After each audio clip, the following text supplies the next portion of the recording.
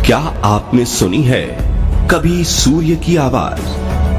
भले ही सूर्य पृथ्वी से हमें एकदम शांत चमकता हुआ गोला नजर आता है, लेकिन इसकी अपनी भी तो कोई आवाज होती होगी ना, क्योंकि ब्रह्मांड में मौजूद हर एक चीज की अपनी आवाज होती है।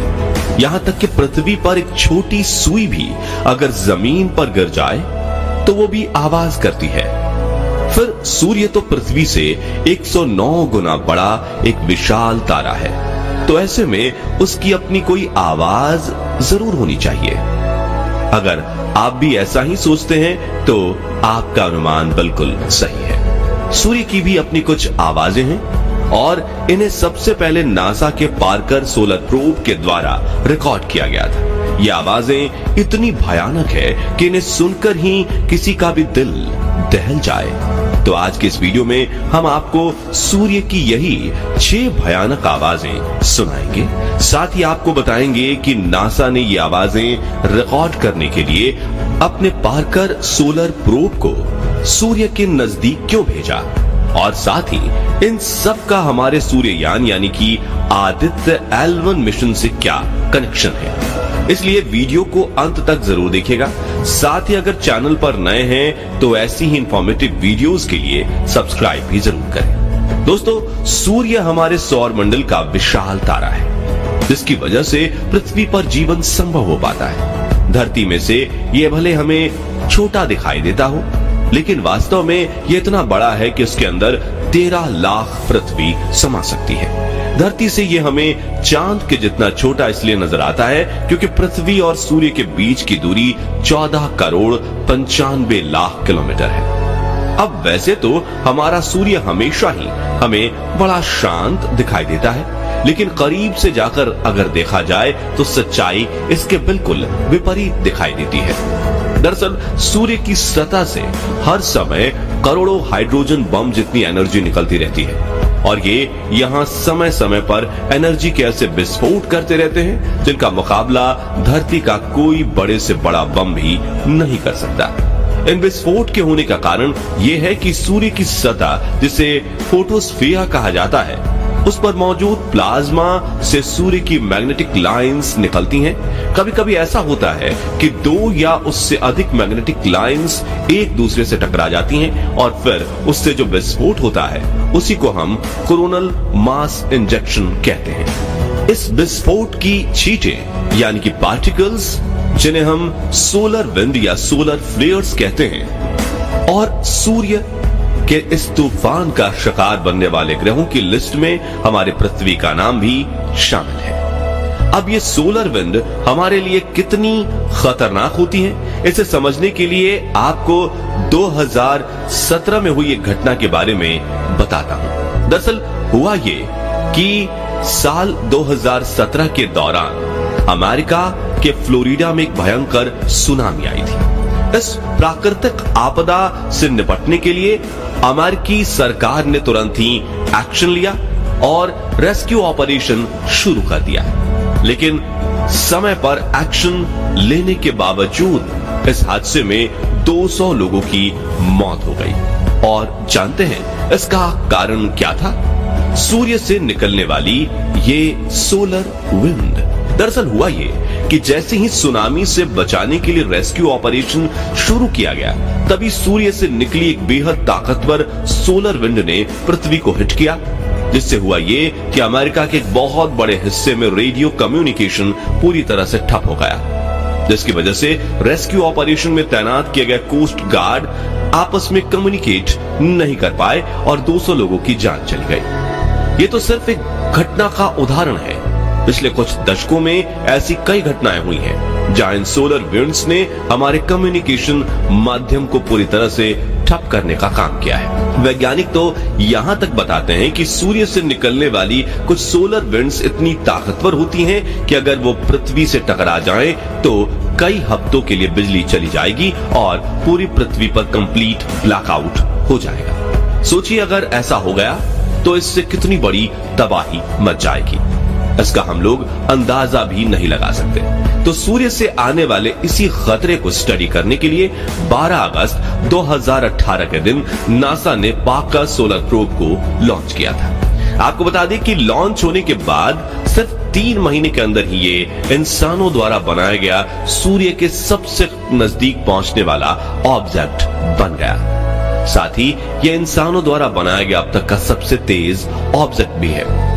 वैज्ञानिकों का अनुमान है कि साल 2025 में यह सूर्य के केंद्र से 6.9 मिलियन किलोमीटर की दूरी पर पहुंच जाएगा और उस समय इसकी रफ्तार 6,90,000 किलोमीटर प्रति घंटा होगी, जो प्रकाश की गति का 0.064% है। आप में से काफी सारे लोगों के मन में यह सवाल आ रहा होगा कि पार्कर सोलर प्रोब सूर्य के इतना नजदीक कैसे जा सकता है, ये उसकी गर्मी से पिघल क्यों नहीं रहा। असल में दोस्तों, नासा के वैज्ञानिकों ने कुछ इस तरह से डिजाइन किया है कि अत्यधिक ताप भी झेल सकता है। इस प्रोब का चौड़ा हिस्सा हमेशा आगे की तरफ रहता है और सभी जरूरी साइंटिफिक उपकरण इसमें पीछे की तरफ लगाए गए हैं। इसके आगे वाले हिस्से पर एक ऐसी शील्ड लगाई गई है जो सूर्य की गर्मी को पिछले हिस्से में पहुंचने नहीं देती है और इसी के चलते ये लगातार अपनी रिसर्च कर पा रहा है। अपनी इसी रिसर्च के दौरान इसने सूर्य से निकलने वाली 6 अलग अलग आवाजों को भी रिकॉर्ड किया है। हालांकि स्पेस एक वैक्यूम है जिसमें ध्वनि की तरंगें ट्रैवल नहीं कर सकती, लेकिन अपने आधुनिक उपकरणों की मदद से पार्कर सोलर प्रोब ने सूर्य से निकलने वाली अलग अलग तरंगों के डेटा का साउंड वेव में बदलकर ये आवाज हम तक पहुंचाई है। चलिए अब देर ना करते हुए एक एक करके आपको सूर्य की ये सभी 6 आवाजें सुनाते हैं। इस आवाज को पार्कर सोलर प्रोब ने सूर्य के वातावरण में एंटर करते हुए रिकॉर्ड किया था। साथ ही इसकी एक वीडियो भी हमें भेजी थी जिसमें आप सूर्य से निकलने वाले इन पार्टिकल्स को देख सकते हैं। यह आवाज भी इन्हीं पार्टिकल्स के कारण हो रही है। चलिए अब दूसरी आवाज सुनते हैं। यह आवाज पार्कर सोलर प्रोब ने सूर्य के थोड़ा और नजदीक जाकर वहां मौजूद गैसों में हो रहे परिवर्तन के डेटा को वॉइस में कन्वर्ट करके रिकॉर्ड किया था और आप देख ही सकते हैं कि ये कितनी भयानक आवाज है। चलिए अब आगे बढ़ते हुए सूर्य की तीसरी आवाज सुनते हैं।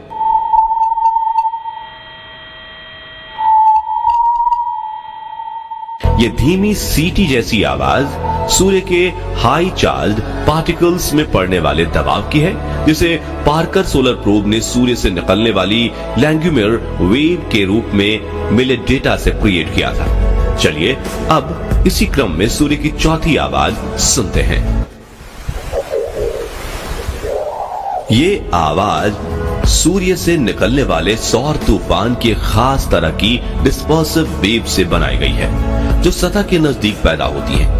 इस वेव के बारे में वैज्ञानिक ऐसा कहते हैं कि ये अगर पृथ्वी तक पहुंच जाए तो हमारी सभी इलेक्ट्रॉनिक डिवाइसेस को पल भर में नष्ट कर सकती है।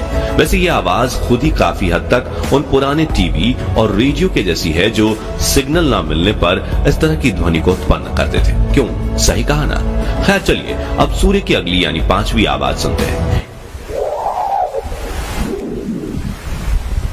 यह आवाज आपको पिछली आवाज से काफी मिलती जुलती लगी होगी, लेकिन इसे जिस डेटा से बनाया गया है वो बिल्कुल अलग है। दरअसल पार्कर सोलर प्रोब ने यह आवाज सूर्य के एकदम नजदीक जाकर गैसों और पार्टिकल्स के खुद से टकराने व सूर्य के मैग्नेटिक फील्ड में बदलाव को रिकॉर्ड करके उसके डेटा से बनाई है। अब जो आवाज आप सुनेंगे ये सूर्य की आखिरी और सबसे स्पेशल आवाज है।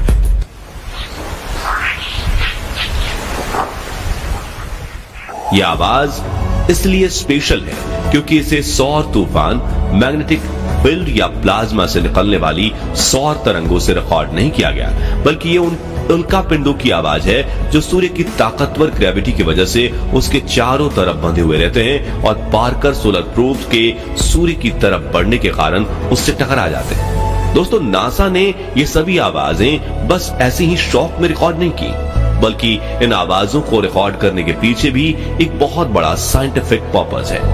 दरअसल इन आवाजों की बदौलत ही वैज्ञानिक सूर्य से उठने वाले इन सौर तूफानों को प्रेडिक्ट करने की कोशिश में लगे हुए हैं। हालांकि ये डेटा अभी हमारे सूर्य को पूरी तरह से समझने के लिए काफी नहीं है और इसलिए इसरो ने अपने सूर्ययान आदित्य L1 को लॉन्च किया है ताकि ये सूर्य के बारे में जरूरी डेटा हासिल कर सके।